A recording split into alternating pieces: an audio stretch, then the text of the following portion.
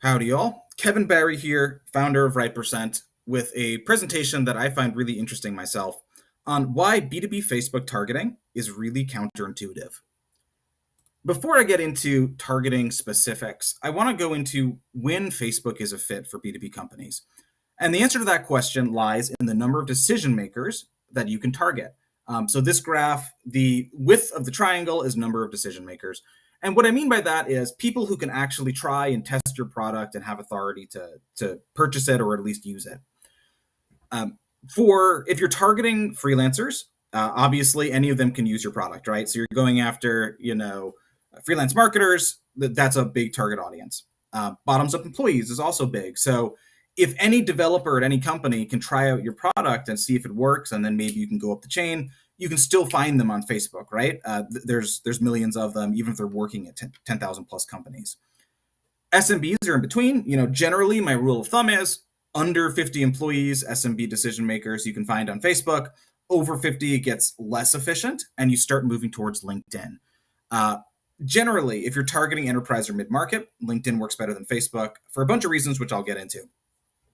But in general, you need at least 200,000 people in your target audience, 200,000 decision makers, in order to make Facebook work at scale. You can make Facebook work for any company, but it doesn't become a real driver of business unless you have that number of decision makers.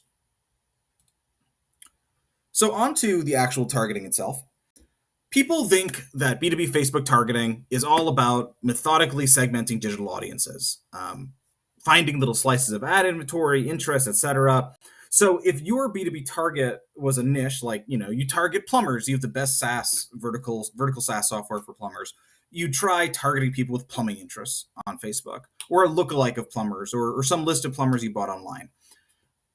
And that segmentation approach works great on LinkedIn, or with enterprise ABM strategies, that kind of thing, where the deal size is very big. But on Facebook, you need a totally different approach to scale. To make targeting work on Facebook, you use a very broad audience and use conversion events that correlate to B2B revenue. And I'm going to go into what all this means in the deck. That's what the deck is for. Testing creative that works. Creative actually does your targeting for you on Facebook, interestingly enough. And then nailing the rest of it, which you have to do regardless of any ad platform. So platform algorithms. When I say broad targeting on Facebook, I mean broad. I mean everybody in your target market, like everybody in the USA. How the heck does that work? If you're targeting just people who own childcare centers, or just developers of security products for PLGs type stuff, how could it possibly work to target everybody in the USA? And the answer to that is that Facebook and TikTok and search and all these platforms have really powerful AIs. If you train these AIs to find a conversion event, it'll learn how to find your audience. And I'm going to go into the best signals in a bit. And again, as a reminder, AIs need data to go through them to learn.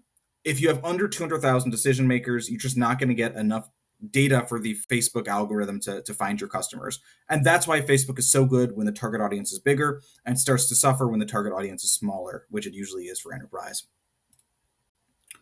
So what do I mean by conversion signal? A conversion signal is anything on your website. I'm just going to flip ahead to this slide. That you decide is a signal that you want to send to the platforms. So very typical conversion signal, for e-commerce, it's add to cart or purchase. For business, it's usually, filling out a lead form or doing some steps in your PLG funnel, signing up as a user. Generally, you want to think really hard about your conversion signal, because that is what Facebook uses to find more of your customers. So instead of simply optimizing on a lead form, for instance, anybody who fills out the lead, if you're getting a lot of, if you're targeting small businesses and you're getting a lot of unqualified ones because there's a lot of freelancers signing up who don't have enough money to buy your product, you want to add number of employees 5+ to the thing. Same thing if you have a PLG product and you're going through, you want to send a signal when they tell you that they're qualified. So for On Deck, this is a company I used to work for that did small business loans. If you just optimize on people signing up to be a lead, you're just going to get a lot of people interested in getting financing, but a lot fewer of them are going to have the businesses to back up to actually qualify for the loan to be approved. If you optimize once people submit their documents showing that they have X amount of revenue, it's a much, much more powerful signal for the platforms. It trains the AI. Now, what else needs to, what needs to be in your conversion event to make sure that the Facebook algorithm can train on it accurately? One, it should be correlated to down funnel revenue as much as possible.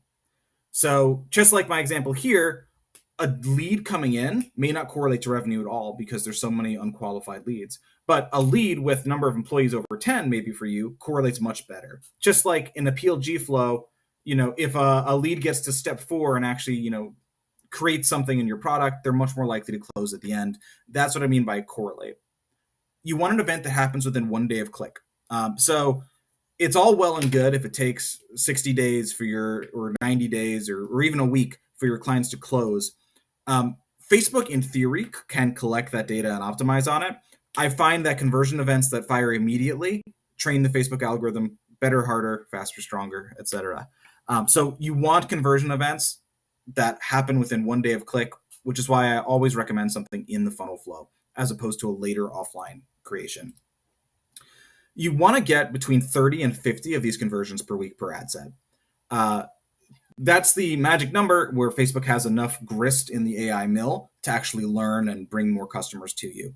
And finding this balance between event quality and the value of it, the correlation to revenue, and the amount is key, and you're going to have to do a lot of testing to figure it out. Now, you can also do native leads on Facebook. This can actually work. So nowadays, there's a bunch of ways to add signal, either conversions API, lead conversion API, as well as lead filtering. Both let you optimize native leads for only the higher quality ones. So similar principle to on-site conversions.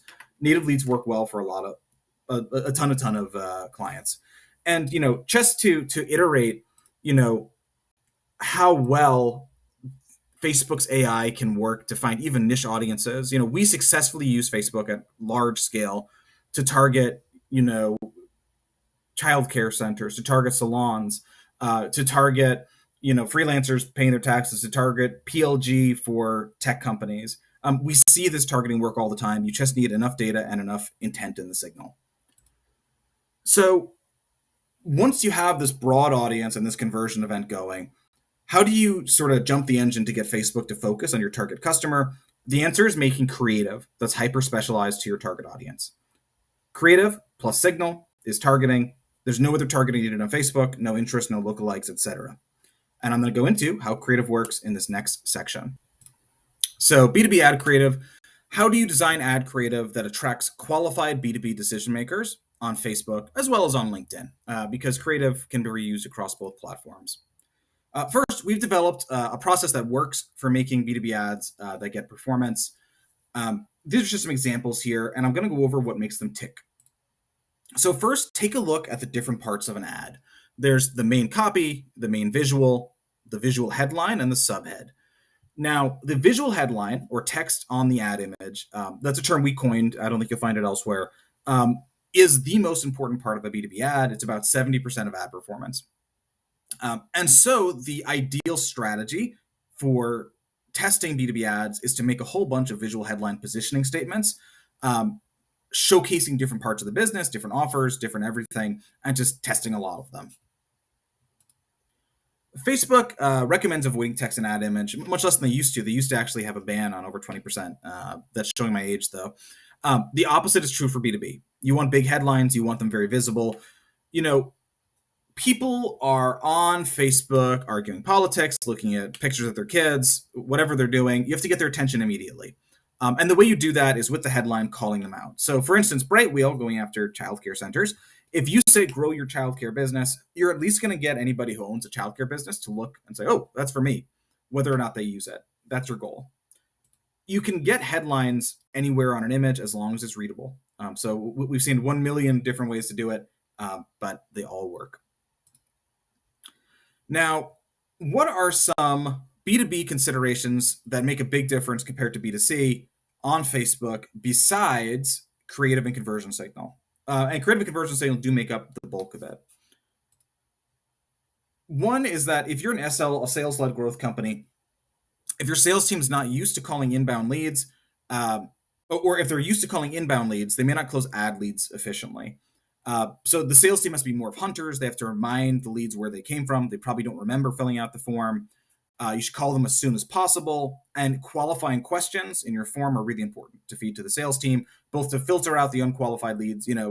Your sales team also appreciates that as much as the Facebook algorithm does, when the grist for the mill is higher quality.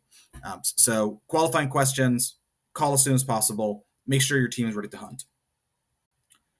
Second, in the conversion funnel, so there, I don't want to go over all of this here, but in general, look through your conversion funnel carefully, like a customer would from Facebook.